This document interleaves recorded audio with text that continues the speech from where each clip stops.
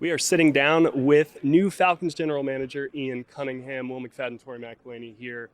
Ian, welcome. Thank you. Great to Thank see you. you. Great seeing you. So you've had kind of a couple of weeks now, a month to kind of dig in and evaluate your new team. And I'm really curious, just like, where do you start in a process like that? When you're getting to know a new roster, a new organization, where do you kind of begin? Yeah, it's tough. I'd say the one thing that I'm grateful for is to have that time in Chicago, coming in really day 2 of Ryan's tenure there. So I got a chance to see what it was like, and be a part of that build.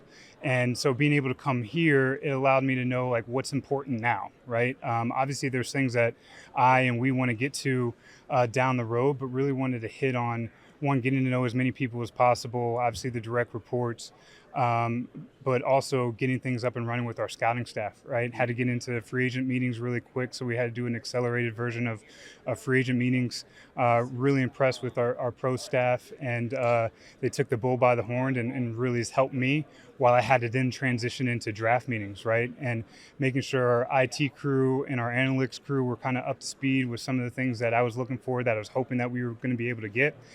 So you're trying to juggle a lot of different things all at once, but knew what was really important was getting into those draft meetings, and we just got done with those last Wednesday, and spent 10 days in the war room. Didn't really see the sun much, but it was fun. We had some great conversations. So again, it's just trying to get to know as many people, set the processes up, and hit the ground running.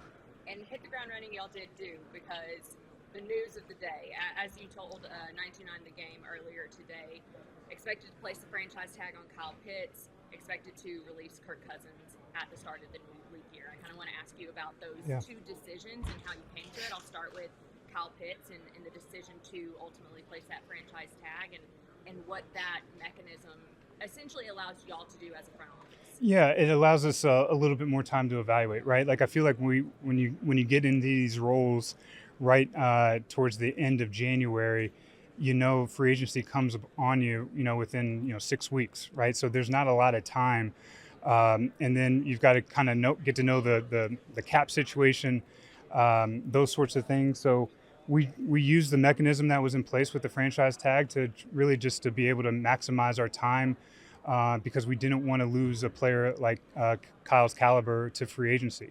And then with Kirk Cousins, just felt that was the best thing to do for him and for our organization. Feel like we owe it to him. I owe it to him, to allow him the clarity and understanding to know, like, hey, we are going to move on, but give him plenty of time to really get his ducks in order for his future and his career, and allow us the same luxury. And I think the big thing with Kirk and his contract and everything is that I imagine y'all are going to do a post June 1 Correct. designation. Correct. Can you kind of explain to everybody what that ultimately means towards the cap and kind of what y'all need to do in the meantime? Yeah, in the meantime, it really doesn't help us with the finances this off season. It's really going to help us with the finances moving forward, right? That's just the hand that we were dealt. Felt like that was the best decision for us, and made sure that Matt and obviously Kevin were on board, and we're going to make that decision come I want to say March 11th. And I know during kind of Michael Penix's draft class, you guys were very focused on Caleb Williams. Yeah, right? yeah. So, I'm not going to ask you so much about the strengths, weaknesses, scouting profile of X. Right. Again, you guys were locked in. But how important then is it to make a young quarterback feel comfortable, feel like they have ownership of the organization, the offense, everything like that? And how much are you guys trying to build that up with Mike? Oh, definitely. Yeah. Well, we're that's first and foremost. That's top of mind. I'm glad that I had that luxury to see that with Justin Fields. That was our intention when we first got to Chicago, was to try to give him as many resources as we possibly could under the constraints of some of the cap that we were dealt.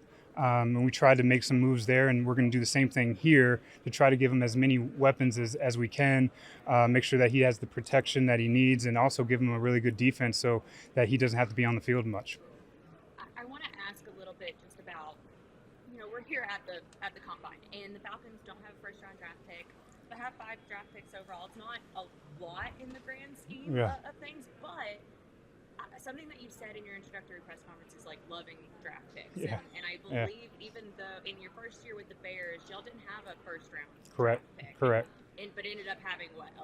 We ended up 11. Yeah, I said 10, but I think we ended up with 11. Yeah. So my question in that is like, how do you go into this time period, kind of using your past experience, not having a first round draft pick that first year with the Bears? How does that kind of guide you where you are right now with the Falcons? Yeah, one, it gives me a comfort level knowing that it is possible, right? And we're finding ways. I've tried to give some people in house to come up with some strategies. Again, trying to use as many resources as we humanly possible to allow ourselves the understanding of how we can manufacture some more picks. And it's funny enough thinking about it. When we were here, a few years ago with Chicago.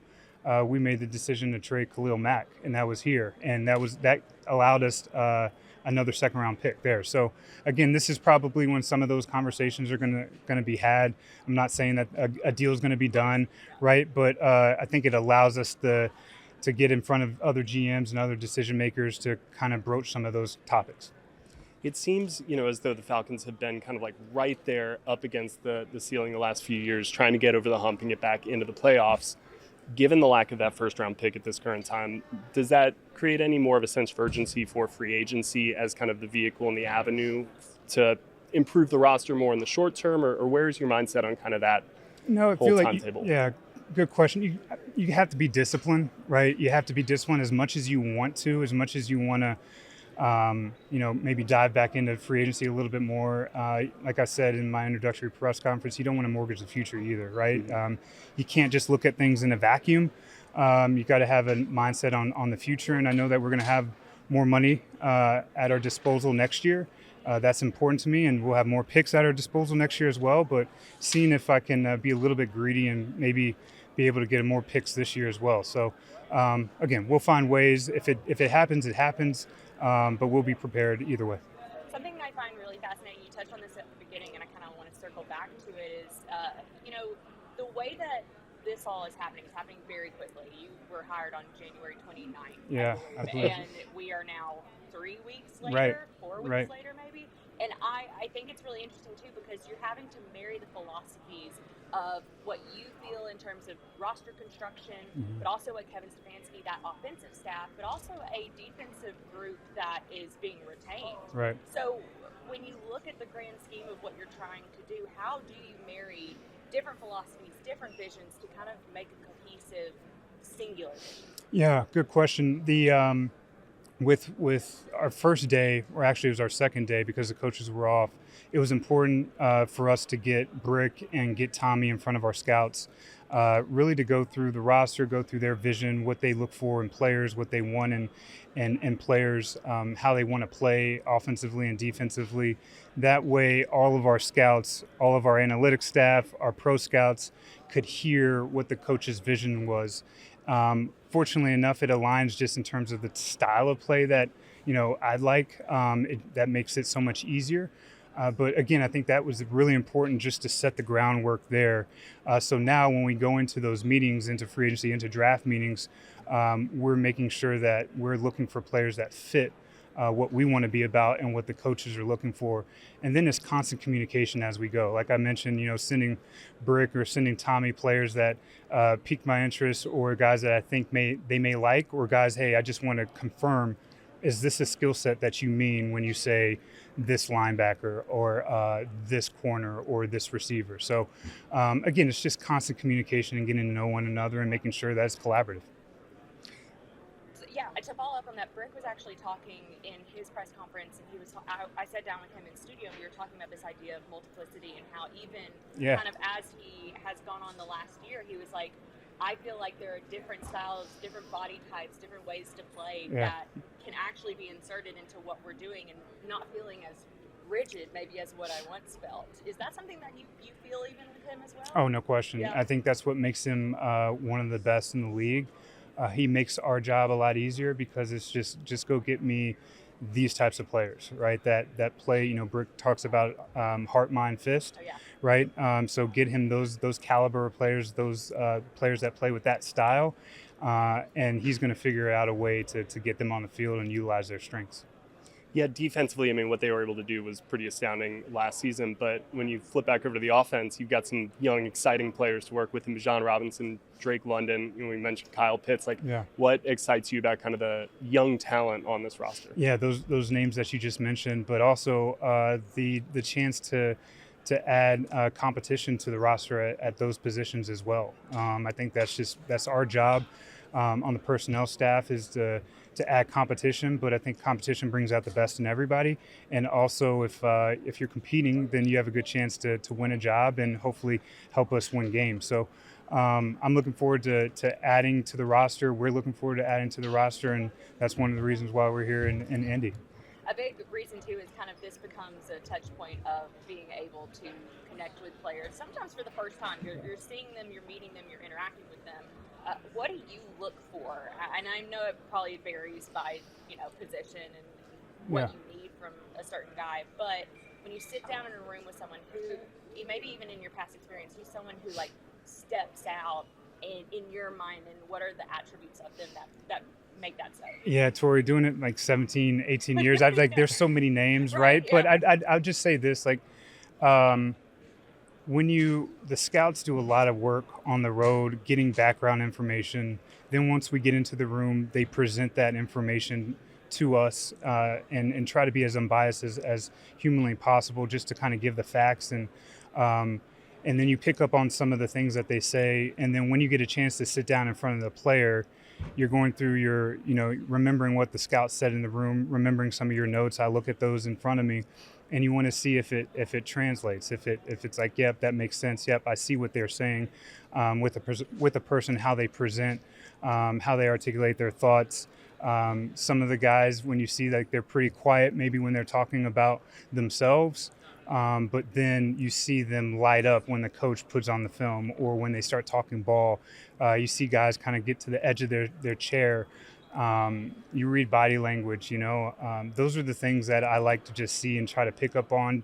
Again, it's just another way, it's another touch point just to kind of confirm what you're seeing and what you're hearing. And fortunately enough, we have more of those along the way. We have pro days, we have 30 visits, we have potentially private workouts. So again, you're just trying to make an educated guess when it's all said and done. I know it's probably been a while since you were digging into the film day in and day out in scouting sense, but did you have a favorite position that you really liked scouting during this time of year? Yeah, most people would think offensive line. I feel like that's where I kind of hit guys a little bit too hard, especially early in your career. You grow and you evolve. I think as time goes on, I really like running backs. I really like tight ends, really like linebackers. I think sometimes just being an offensive lineman, obviously the defensive line's a good one too, just because those are the guys that you win against, but you kind of grade those guys a little bit hard too for some reason. But yeah, I'd say those are the three positions that I really enjoy evaluating. Yeah, and how important quickly is it to kind of be aware of your own biases as a scout and knowing, hey, I like this or I don't like this, but that may not factor into it at all? Oh, I mean, it's super important, right? And you're constantly at war with your own biases. You're constantly at war with your own philosophies. In draft meetings, I remember, there was a player that I wasn't as high on as a lot of our scouts, right? And me just telling them, being honest with them, I need you guys to help me on this one because I don't see it, and provide the facts to back it up. And I'm going to counter that too. And we're going to poke holes, but that's what makes the draft room a special place. And I've got to be able to show my vulnerability if I expect them to show theirs, right? So you're constantly at war with your own philosophies and biases, and you try to find other ways to help make sure that you're making the best decision for the organization moving forward. Awesome. Well, we hope there are a lot of great decisions made this week. Yes, sir. Ian, thank you That's so the much plan. for taking the time to sit down with us. Thank you, guys. I appreciate it.